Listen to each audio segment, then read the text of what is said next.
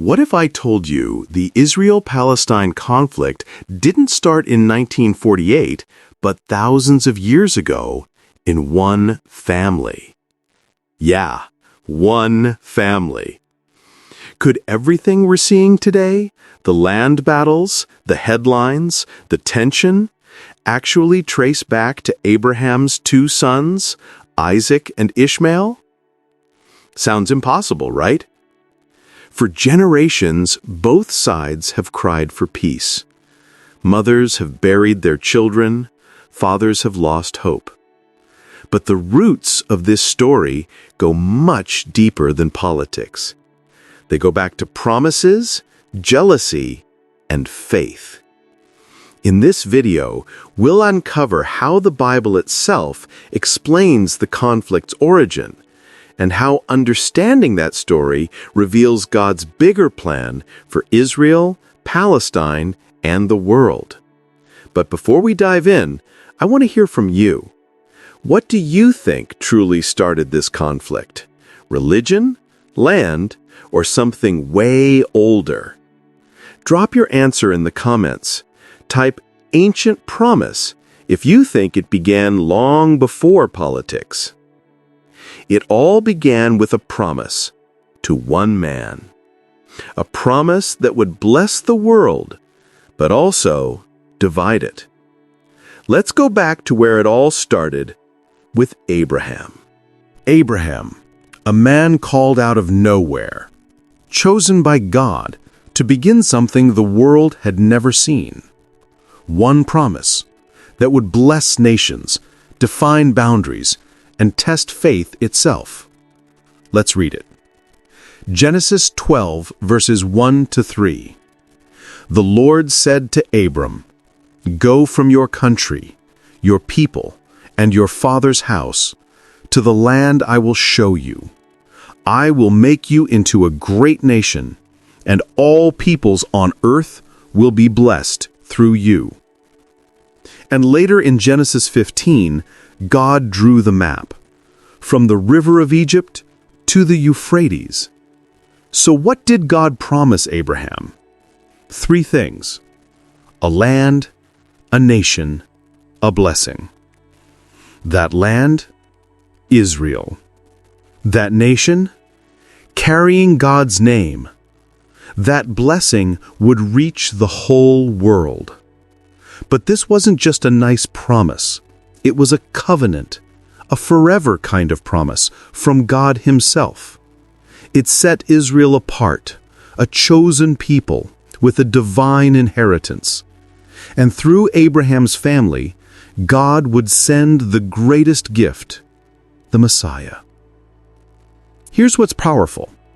God's covenant with Abraham, it wasn't temporary, it's eternal. That means it still stands, no matter how many kingdoms rise or fall. When God makes a promise, He keeps it. Did you know the same land God promised Abraham still makes headlines today? Which part of that promise hits you most? The land, the nation, or the blessing? Drop it in the comments. I'd love to hear your thoughts. So what does this mean for us? It means God's promises don't fade. They don't expire. They don't get weaker with time. Even when we don't understand His timing, His word never fails. But this promise, it didn't come without pain. One decision Abraham made, out of impatience, would divide generations. And that choice still echoes through the Middle East today. Let's look at what happened next. Remember that promise God made to Abraham? It was beautiful, but it came with waiting. And sometimes, waiting can test even the strongest faith. Abraham and Sarah had waited years for a child. The promise of a son felt impossible. So, out of impatience, they tried to help God, and that decision changed everything. Sarah gave her servant Hagar to Abraham, and when Hagar became pregnant, Tension filled the home. Jealousy, pain, rejection. Imagine the heartbreak in that tent. 2 women, 1 promise, 1 broken family. What began as a moment of impatience became the beginning of a division that still echoes across nations today. In Genesis 16:11 through 12, the angel of the Lord said to Hagar, "You are now pregnant, and you will give birth to a son. You shall name him Ishmael, for the Lord has heard of your misery. He will be a wild man. His hand will be against everyone, and everyone's hand against him, and he will live in hostility toward all his brothers." That prophecy still echoes today. Now in Genesis 17:18 through 21, Abraham said to God, "If only Ishmael might live under your blessing."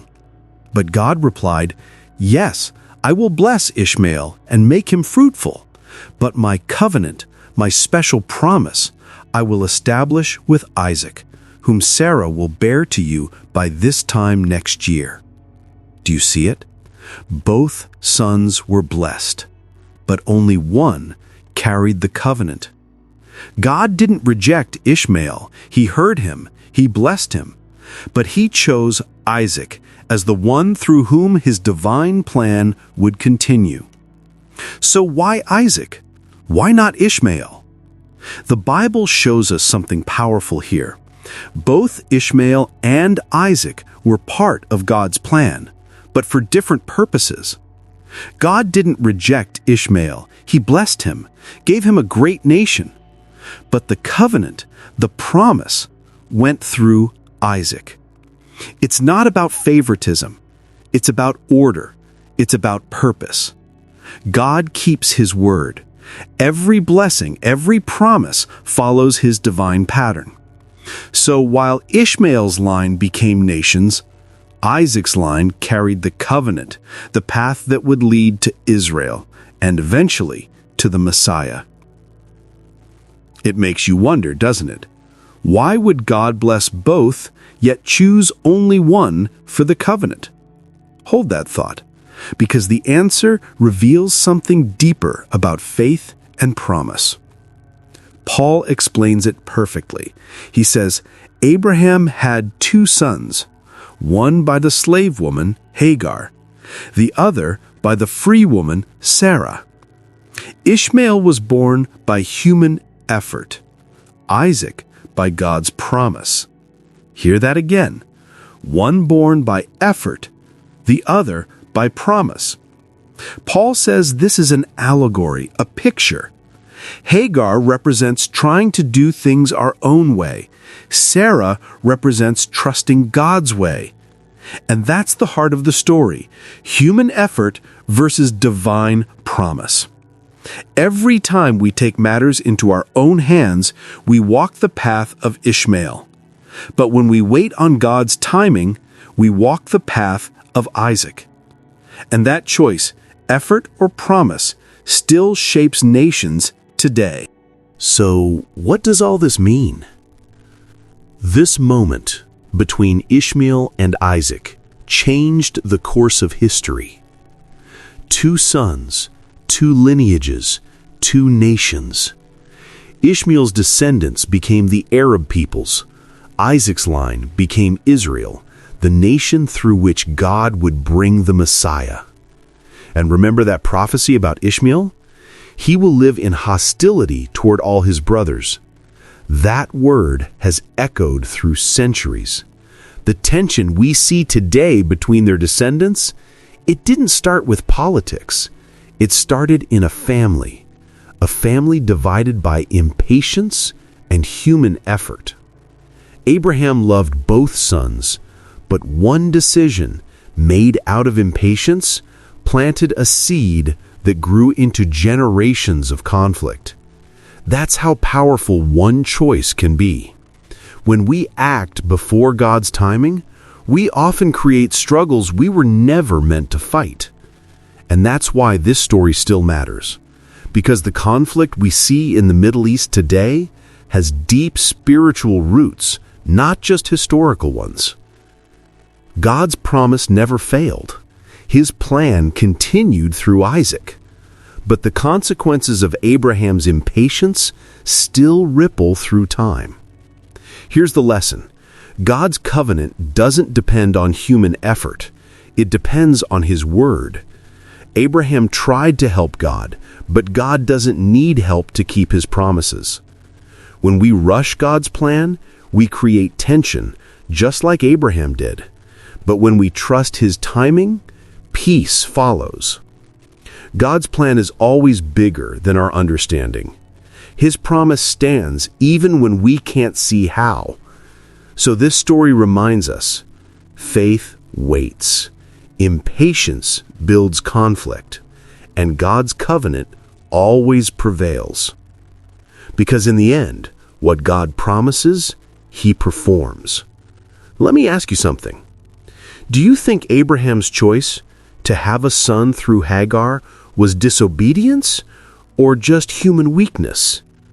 It's easy to judge when we read the story, but haven't we all, at some point, tried to help God do His job? Take a moment and think about that. Drop your thoughts in the comments. I'd really love to hear what you think. Was it rebellion or just a moment of doubt? The same region where Abraham once walked, where Hagar cried out in the desert, and where Isaac was born, is still the center of global tension today. Same land, same families, same struggle. And yet, through all of it, God's promise still stands. He said He would bless all nations through Abraham, and nothing that's happened in history has changed that. From Ishmael and Isaac came two nations, divided by one decision, yet still part of God's unfolding plan. But the story doesn't end there. The pattern of conflict didn't stop with them. It continued into the next generation. Two brothers, born under the same roof, would wrestle for the same blessing. Their names? Jacob and Esau. And through their struggle, the story of Israel would take its next turn. From Abraham came Isaac, and Isaac had two sons, twins. But even before they were born, something was already wrong. The pattern of conflict was repeating. One brother would rise, the other would fall, and once again, a family would be torn apart. Let's read what happened. Genesis 25:23. The Lord said to Rebekah, "Two nations are in your womb, and two peoples from within you will be separated. One people will be stronger than the other, and the older will serve the younger." Even before birth, God had already revealed what was coming. And years later, that prophecy came to life. Genesis 27:41 says, Esau held a grudge against Jacob because of the blessing his father had given him. He said to himself, "The days of mourning for my father are near. Then I will kill my brother Jacob." Two brothers, the same bloodline, divided by one blessing. God told Rebekah that two nations were already fighting inside her womb. Before Jacob or Esau were even born, God had already chosen which one would carry His promise. That choice wasn't about favoritism. It was about purpose. Just like Isaac was chosen over Ishmael, Jacob was chosen over Esau.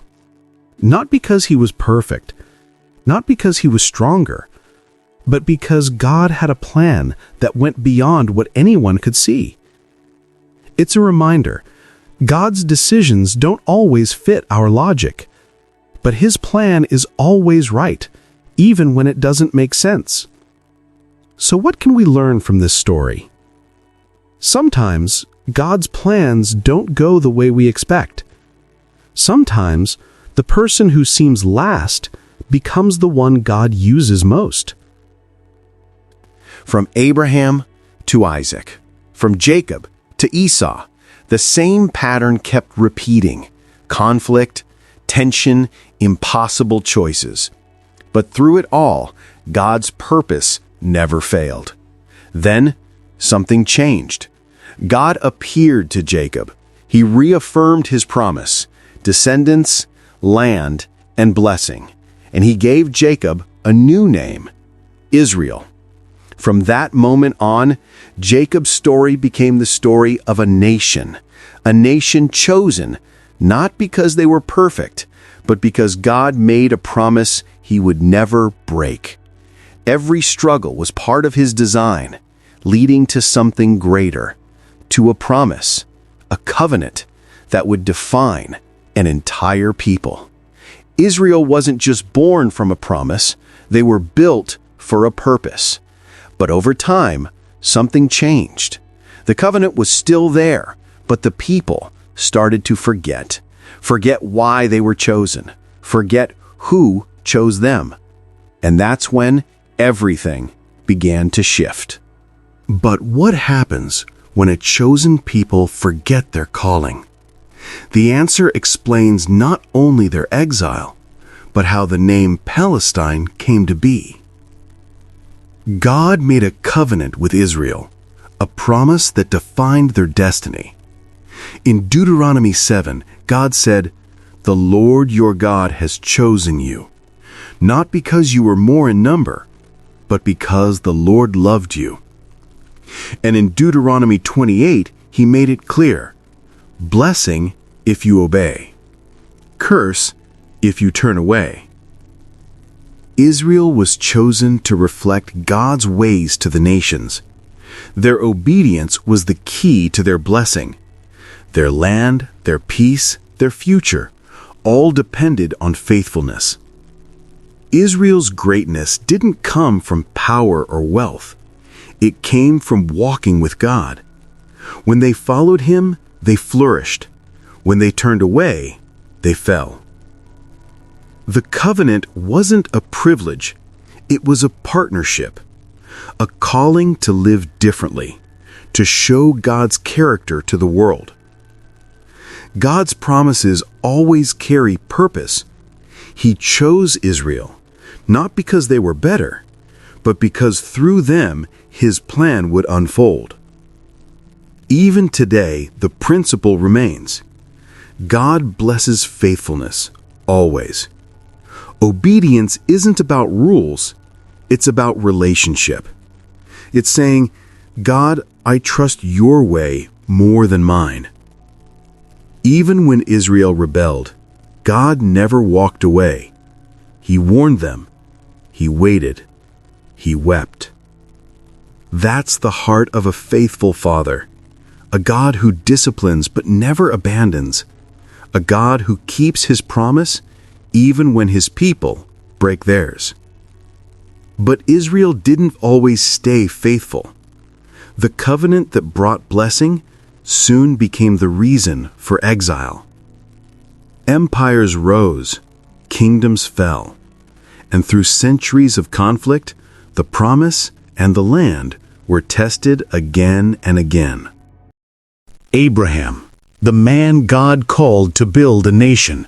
Through his son Isaac, then Jacob, came the 12 tribes of Israel. Years later, those tribes became slaves in Egypt.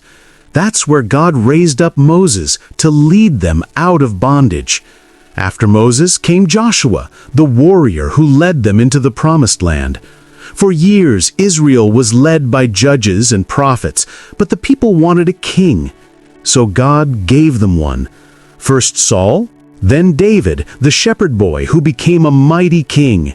And from David came his son, Solomon, the one who built the temple in Jerusalem. Under King David, Israel became a mighty nation. Enemies fell, peace ruled. And under Solomon, wisdom and wealth filled the land. The temple stood tall. God's presence dwelled among his people. But success brought pride, and pride led to division. After David united Israel and conquered its enemies, Solomon ruled in peace and prosperity. But as wealth and comfort grew, the people began to drift. They forgot the covenant, the promise of obedience. That shift from obedience to pride was the beginning of their fall. After Solomon died, everything changed. The kingdom that once stood united split in two. Israel in the north, Judah in the south. Prophets warned them, turn back to God before it's too late. But they didn't listen. They kept drifting further away. And the people forgot the covenant that made them strong.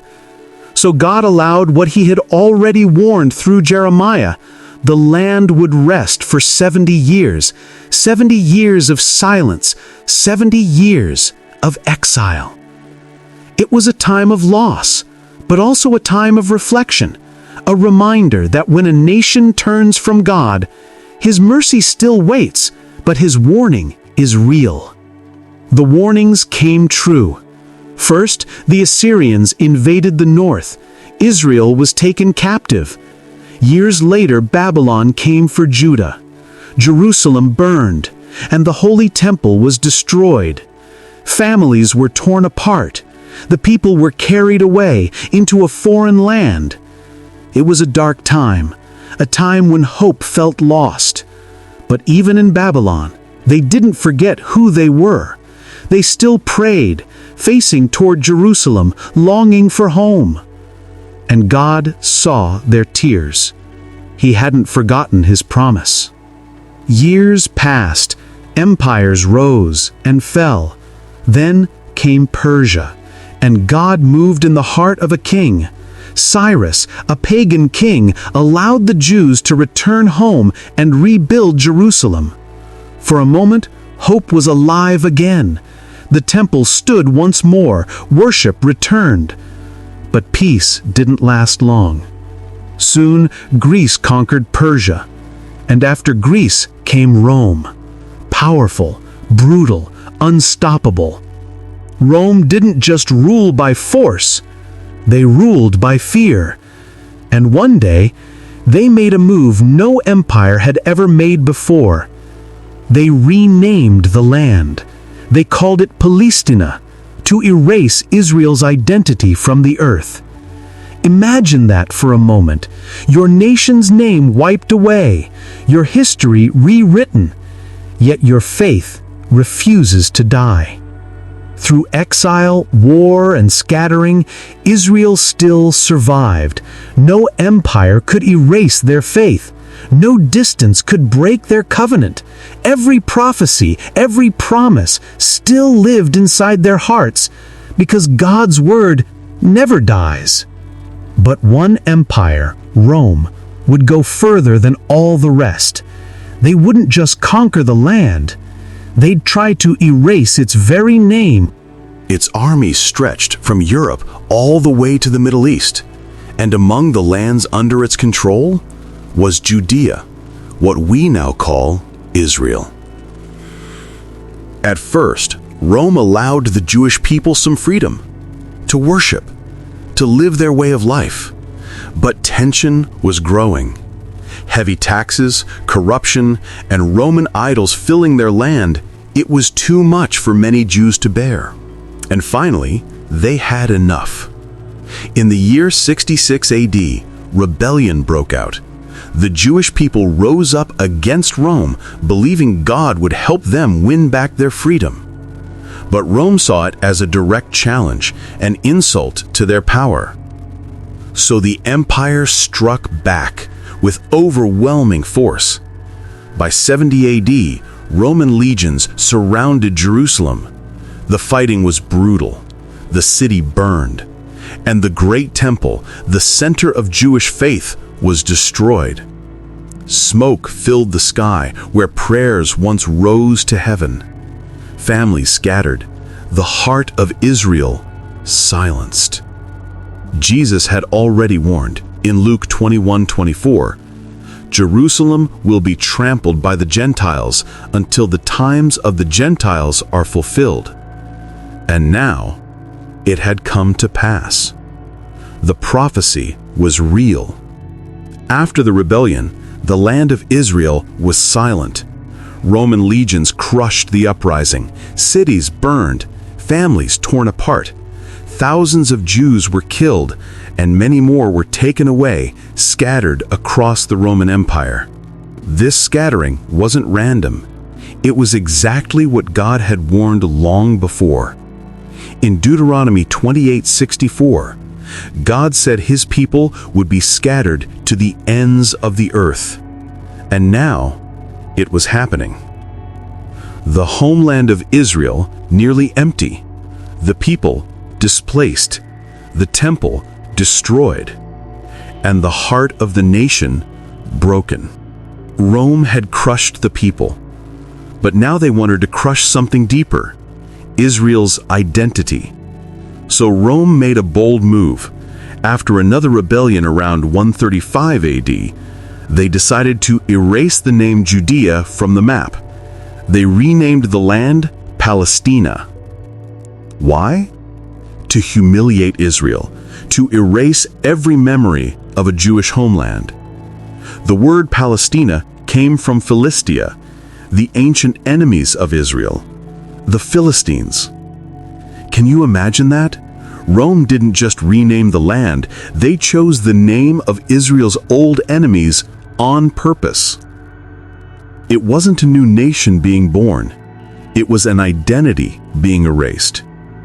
But even as Rome changed the map, they couldn't change God's promise. The people were scattered, yes, but the covenant still stood. And through centuries of exile, the Jewish people never forgot who they were. No matter where they went, they carried a name Rome tried to erase: Israel. Even though Rome renamed the land Palestina, God's promise to Israel didn't change. Empires rise and fall, borders move, names fade. But God's word, it stands forever. He promised Abraham that his descendants would return. He promised through the prophets that Israel would live again.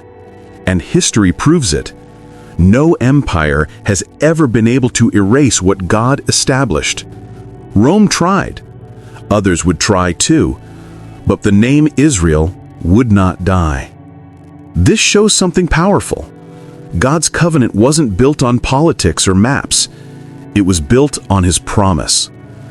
So even when the world called the land Palestine, God still called it Israel. Did you already know that Rome renamed Israel Palestine to erase its identity? But the story didn't end there. Because after Rome faded, new powers rose. First, the Byzantine Empire. Then the Islamic caliphates. Each one brought new rulers, new cultures, and new claims over the same land God once gave to Abraham. And that shift would shape the world we live in today. So what happened next? How did the land of Israel become part of the Islamic world? And how does that connect to the modern conflict we see today? Remember earlier we talked about Ishmael, the son of Abraham through Hagar? God told Abraham that even though the covenant would pass through Isaac, he would still bless Ishmael. He said Ishmael's descendants would become a great nation. And they did. Over time, Ishmael's family grew and spread across the Arabian deserts. Tribes formed, cities rose, and the name of Ishmael lived on through generations. Centuries passed, and from that same lineage came a man named Muhammad. He was born in Mecca, in the heart of Arabia, and through him a new faith would begin: Islam. After Muhammad's death, his followers spread that faith with passion and power. In just a few decades, the Islamic Empire stretched far and wide. They built strong armies. They moved fast, conquering lands across the Middle East, North Africa, and even parts of Europe. And around the year 638 AD, they reached Jerusalem. At that time, Jerusalem was under the control of the Byzantine Empire, the last remnant of Rome's power in the East. The Muslim forces captured it, and for the first time, the land of Israel came under Islamic rule. The same land where Israel's story began. Think about that for a moment. The descendants of Ishmael now ruled the land once promised to Isaac's line. History had come full circle. Two brothers, two nations, their stories still shaping the world we live in today. Everything began to change. New rulers, new language, new culture. The region that had once belonged to Rome now belonged to a new empire, the Islamic Caliphate. And from this point on, the land's identity would slowly begin to transform. Arab peoples spread across the region, settling, trading, building new lives. But they weren't alone. Many Jews and Christians still lived there under Islamic rule. Slowly, the culture began to shift. Arabic became the main language. Mosques replaced Roman symbols. The land started to look and sound different. What was once called Judea or Israel became part of a larger Islamic world. And you know what's interesting? The Bible already hinted something like this would happen. In Deuteronomy 28:49, it says, "A nation from far away will come, swift as an eagle." That prophecy spoke of foreign nations rising and ruling over Israel's land. And here we see it happening. Because Rome fell, Islam rose, and that changed who lived there and how the land was known. Now here's where things get emotional. For the Jewish people, this land is more than just soil. It's their inheritance, a promise God made to Abraham thousands of years ago. But for the Arab people, this land is home, a place their ancestors have lived for over 1,300 years. Both see it as theirs. Both have history here. Both carry deep emotion, pain, pride, and identity. For one side, it's a promise. For the other, it's home. That's what makes this story so powerful and so complicated. And that's where the roots of what we now call the Israel and Palestine conflict truly began. Two peoples, two histories, and one land that both believe is theirs. But here's what most people miss. What if this struggle between Israel and the nations was already written thousands of years ago? What if what we see today isn't just politics, but prophecy unfolding? The story doesn't stop in history books because the Bible says this conflict will rise again in the last days. So let me ask you, do you think the centuries of Islamic rule changed the story forever? Or do you believe prophecy is still unfolding before our eyes? Tell me what you think in the comments. But prophecy and history weren't finished yet, because something miraculous began to happen. After centuries of exile, the Jewish people started coming home. In the late 1800s, a movement began. It was called Zionism. It wasn't just politics, it was the heartbeat of a scattered people, longing to return to the land God promised to Abraham. As persecution grew across Europe, that longing only got stronger. Families sold everything. They traveled back to a land that was dry, empty, and wild, believing God would make it live again. Then came one of history's darkest chapters, the Holocaust. Millions of Jewish men, women, and children were murdered. The world was shocked, and people began to ask, where could the Jewish people ever be safe again? In 1947, the United Nations proposed a plan to divide the land into two states, one Jewish, one Arab. And then on May 14, 1948, something the world thought was impossible happened. Israel declared independence. For the first time in almost 2,000 years, the nation was reborn. But the very next day, 5 Arab nations attacked. And yet, Israel survived. Not only survived, it grew stronger. Over the years, it built one of the most powerful armies in the world, a thriving economy, and became a global leader in science and technology. The land that was once lost was alive again. Some people call it politics, but others call it prophecy.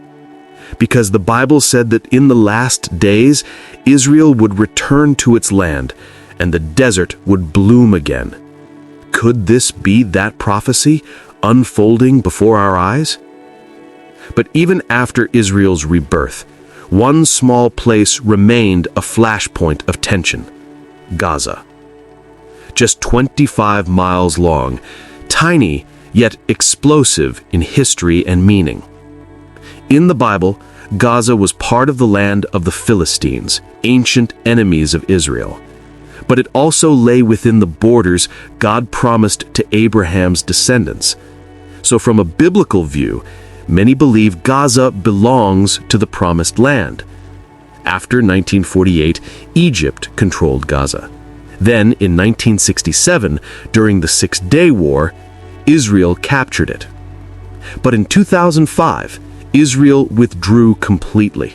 Every soldier, every settlement.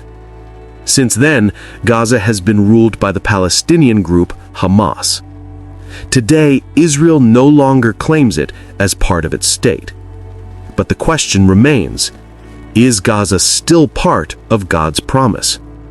Many believe that in the end times, Gaza will rise again as a key part of prophecy.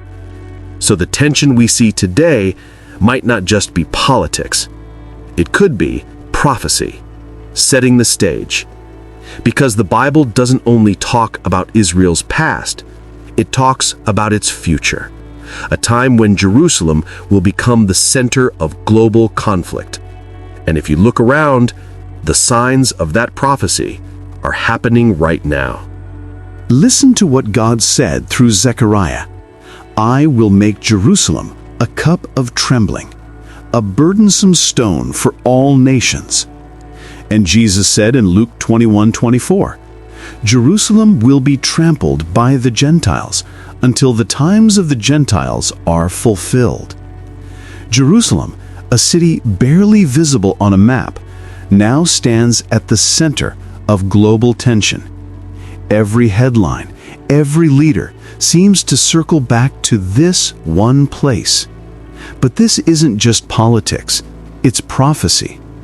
God showed us that in the last days, Jerusalem would draw the world's attention. And today, we're watching it unfold. These prophecies remind us God is in control. History isn't random, it's written. Every word he spoke has come true, and what hasn't yet will.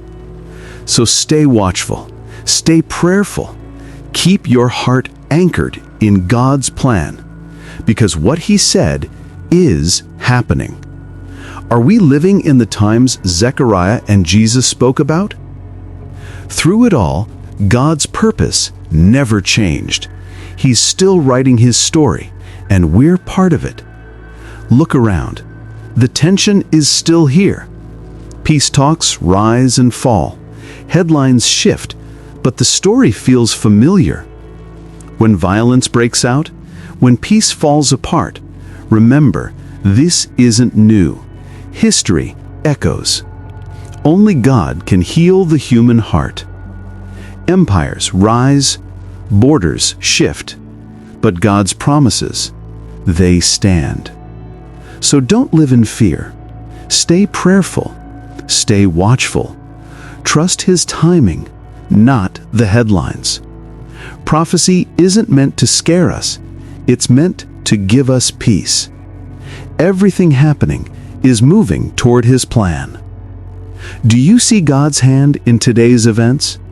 If this spoke to you, like, comment, and share it with someone who needs hope. God bless you. Walk in his peace and live out his word.